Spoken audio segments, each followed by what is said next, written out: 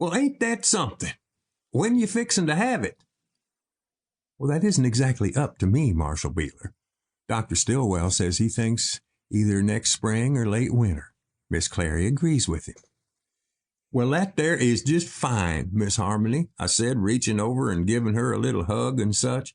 That there is just right fine. Does your daddy and little Bill know? Not yet, she said. I'll tell them when I begin to show. I don't want everybody fussing over me.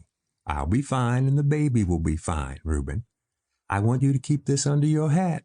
Nobody needs to know until I decide to let them know. You hear me? Well, I hear you, I said. I won't say a word about it to anybody. Can I paint a sign and hang it someplace? Harmony smiled and shook her head. You do, and you'll be hanging someplace with it, she said. Well, I told her, I see it has come to threats between us. I never thought you and me could have sunk so low. Harmony kindly peered at me. I think that you need to get a haircut, a shave, and soak in a tub at the barber shop. You have sunk so low that you smell a little too much like Willie. Well, I'm glad we agree on something, I said. I believe I'll collect Marion and head on down that way. Why don't all of us go out for supper at the Sweetwater tonight? Call it a celebration of our return from the trail. It won't cost us but $3 or $4. Harmony got up and leaned over and gave me a little kiss. That would be fine, she said. And, I went on, I'm going to need $100 of that cash money. Oh, she said. Yes, ma'am. Well, that would be fine too, Marshal Beeler, she told me and handed it over. Me and Marion both got haircuts and shaves and sat in them 2 tubs for an hour and a half or better, I guess, soaking in that hot water and jawing over the events of the Cutthroat Trail and such. I had an idea I'd been chewing on, and I asked him about it. Marion, I said, Bill's growing up. When he gets a little older, he's going to need a horse of his own. Truth be told, once I got over myself, I was some impressed by them Nez Perce Appaloosas.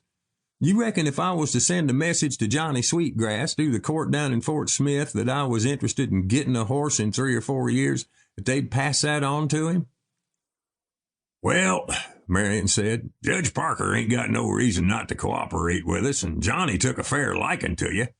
Might be that he could work something out for you that'd be right fine. Bill is as good as he can be with Arliss the mule. He treats him fair and shows him respect. I'll bet he'd be the same with one of them Nez Perce horses. Well, to tell you the truth, I went on, Willie's the best horse I've ever knowed, but he's coming 14 or 15-year-old now. By the time Bill gets to be 10 or so, Willie's going to be getting into his prime some. I kindly figured at that age that he might make a better mount for the boy than for me. Plus, the way we have to take to the trail now and then, one of them Nez Perce Appaloosas could make a better horse for my needs. They ain't one of 'em faster than Willie, and I know it. But I think being able to cover ground like they can might be more important. They ain't never going to be but one Willie. But after another few years, I'd kindly like for him to be able to take it some easier than having to get way out on the trail like he does now. Marion smiled at me.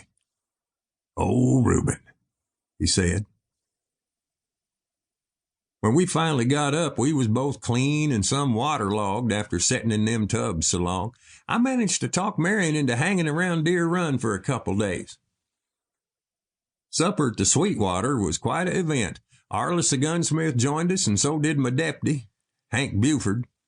The whole bunch of us sat in there for a couple hours or more telling stories about what happened on the Cutthroat Trail. And since Homer Poteet warn't among us, most of them stories was actually true. When Marion brung up the races in St. Joe and how me and Willie had won us a small fortune, old Hank spoke up. Well, now, that there's just the kind of thing that gets me terrible irritated, he said.